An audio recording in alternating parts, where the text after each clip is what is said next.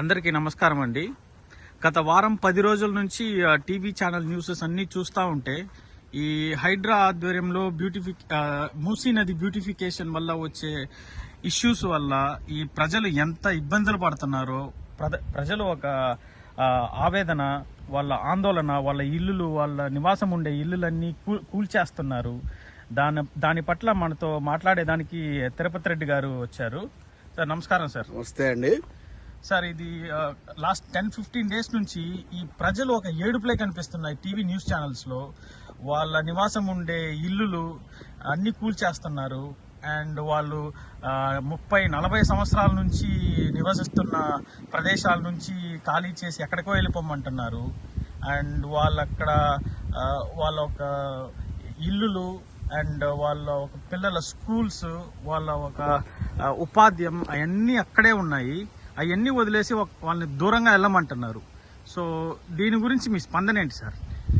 ఒక్కసారి ఈ హైడ్రా ఈ యొక్క మూసీ నది పరివాహక ప్రాంతంలో ఇళ్లను కూల్చడము ఇవన్నిటి మీద స్పందించే ముందు ఒకసారి ఇది అమెరికాలో చికాగో దగ్గర ఉన్నటువంటి ఒక క్రీక్, ఒక వాగు అండి. అంటే చికాగో దగ్గర ఒక సిటీలో వెళ్ళిపోతున్నటువంటి మధ్యలో వెళ్ళిపోతున్న ఒక వాగు. ఇది జస్ట్ లైక్ మన మూసీ రివర్ అంటే దీంతో ఒక 4-5 రేట్లు ఉంటుంది. ఇది ఒక వాగు. ఈ వాగు పక్కన చూసారా రైల్వే ట్రాక్ చూడండి, దాన్ని జూమ్ చేసి చూపించండి. Railway track. ఈ వాగుకు ఇటు పక్కన చూడండి నివాస సముదాయాలు చూడండి. ఇవన్నీ పెద్ద పెద్ద కాళ్ళు నివాస సముదాయాలు. ఇవన్నీ చూడండి నివాస సముదాయాలు. చూడండి కార్ పార్కింగ్ చూసారా, ఆడ అన్ని ఇండ్లు చూసారా, మొత్తం వాగు పక్కన ఉన్నటువంటి మొత్తం ఇండ్లు.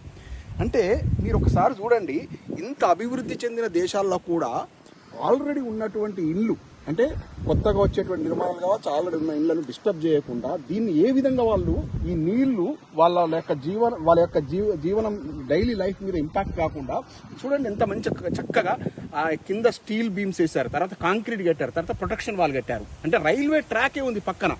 చూసారా ఈ ప్రొటెక్షన్ చూసారా, ఇదంతా చూడండి ఎంత బ్రహ్మాండంగా చేశారో. ఈ విధంగా మూసీ నది సుందరీకరణ చేయొచ్చు. మూసీ నది ఒక ఎకరం వైశాల్యం లోపల all the way Hyderabad city మధ్య నుంచి పోతా ఉంటుంది. దాని పక్కన చక్కగా ఇట్లా ప్రొటెక్షన్ చేసేసి రాస్తే ఎంత బ్యూటిఫికేషన్ చేయొచ్చు అంటే దాంట్లో డ్రైనేజ్ వాటర్ కలవకుండా ఇవన్నీ ఎంత చేయొచ్చు. ఈ 40 ఏళ్ల నుంచి అక్కడ నివసిస్తున్నటువంటి ప్రజలను అక్కడి నుంచి ఇండ్లు పూలు చేసి పంపిస్తే వాళ్ళ జీవనం మనం ఎట్లుండాలి తెలుసా? రాజ్యం అనేది ఎట్లుండాలంటే నిర్మించాలి, కూల్చొద్దు, నిర్మించాలి. రాజ్యం అనేది ఎట్లుండాలంటే డెవలప్మెంట్ ఒక పక్క అయితే ఇంకో పక్కన సంక్షేమం అనేది కూడా ఒక పక్క ఉండాలి. ఏది నువ్వు సంక్షేమ రాజ్యం తెస్తా, నేను ఇందిరమ్మ రాజ్యం తెస్తా, నేను బ్రహ్మాండమైన పరిపాలిస్తా, ప్రజాపాలన చేస్తా అని చెప్పి ప్రజలను యొక్క ఇండ్లను మొత్తం కూలుస్తావా? ధారావి ప్రాంతం మీకు ముంబైలో కనపడట్లేదా? దాన్ని ఎవరైనా టచ్ చేస్తారా? అక్కడ స్లమ్ ఏరియాలో కొన్ని లక్షల మంది కుటుంబాలు బతుకుతున్నాయి. అంటే వాళ్ళందరికీ తెలివితేటలు లేకనా, అక్కడి నుంచి వాళ్ళను పంపించే ఉద్దేశం లేకనుకుంటారా? కానీ ప్రతి ఒక్క అక్కడ కొన్ని లక్షల కుటుంబాల యొక్క జీవనం అనేది అక్కడ వాళ్ళు చేసుకునేటువంటి పనులతో, వాళ్ళ వ్యాపారాలతో, వాళ్ళ యొక్క బతుకు తెరువు ఆధారపడి ఉంది. వాళ్ళని డిస్టర్బ్ చేసే ఉద్దేశం గవర్నమెంట్కి లేదు. ఇక్కడ గవర్నమెంట్లు అన్ని కూడా ఒక అభివృద్ధి ఒక్కటే కాదు, ప్రజల ఇంట్రెస్ట్ ప్రకారం నడుచుకోవాలి. ప్రజల అభిప్రాయం ప్రకారం నడుచుకున్న ప్రభుత్వాలే మనగలుగుతాయి. 9 నెలల లోపల రేవంత్ రెడ్డి గారు మీ ప్రభుత్వము అంతా ఇంత కాదు, ఇంత ప్రజా వ్యతిరేకత ఎందుకు వచ్చేసింది? విద్యార్థులు హ్యాపీగా లేరు, నిరుద్యోగులు హ్యాపీగా లేరు. ఏ ఒక్క సకల జనులు చాలా ఇబ్బంది పడుతున్నారు. ఇవాళ రోడ్ల మీదకి వచ్చి వాళ్ళు ఏదన్నా వాళ్ళకు కోరికలు కావాలంటే గాంధీ భవన్కు రావాలి, సెక్రటరీకి పోవాలి. కానీ వాళ్ళ తెలంగాణ భవన్కి పోయి బీజేపీ ఆఫీసుల చుట్టూ, తెలంగాణ భారత రాష్ట్ర సమితి ఆఫీసుల చుట్టూ తిరిగేటువంటి పరిస్థితి ఎందుకు వచ్చింది? ఓ కేసీఆర్ గారు ఎక్కడున్నారు? ఓ మహానుభావుడా నువ్వు రా, నీ పాలవాళ్ళని ఎట్లుండే అని ఆయన ఎందుకు వేడుకుంటున్నారు? నిన్ను ఎందుకు చీకొడుతున్నారు? ఏంది ప్రజలు ఒక్కొక్క నోట్ల నుంచి వాళ్ళ ఆవేదనతో బూతులు తిడుతున్నారు. మీకు ఇంకా రియలైజ్ కాకపోతే ఎట్లా? ప్రజల అభిప్రాయం ఎట్లున్నప్పుడు రియలైజ్ కాకపోతే ఎట్లా?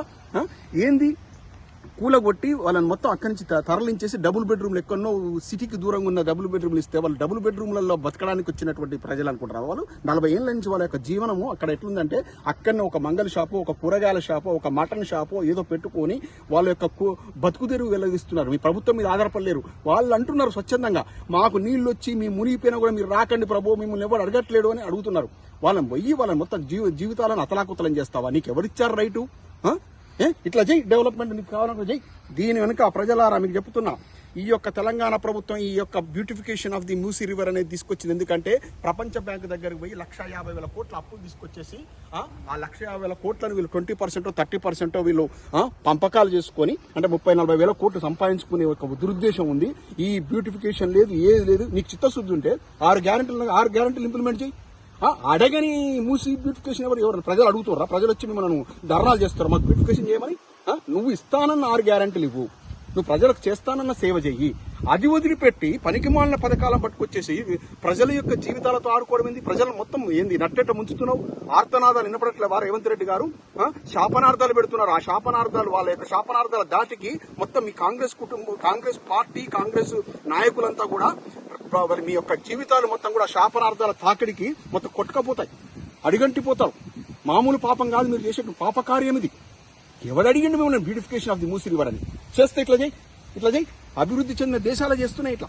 ఏది ప్రజల యొక్క లైఫ్ డిస్టర్బ్ కాకుండా ప్రజలు డిస్టర్బ్ చేసే రైట్ మీకు ఎవరిచ్చారు?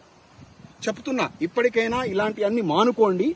ప్రజలను ఎక్కడున్నారో అక్కడ వాళ్ళ బతకనివ్వండి. చేయదలుచుకుంటే ఇలా వాళ్ళకి ప్రొటెక్షన్ మంచిగా మూసీ రివర్కి అటు ఇటు ప్రొటెక్షన్ వాళ్ళు కట్టేసి మంచిగా డెవలప్మెంట్ చేయండి. అంతేగాని ఉన్న ఇళ్ళని కూలగొట్టుడు కాదు. దయచేసి ఇప్పటికేం చెప్తున్నా, ప్రభుత్వానికి విన్నవిస్తున్నా, తస్మాత్ జాగ్రత్త, ప్రజల జీవితాలతో ఆడుకోవద్దు. జై తెలంగాణ.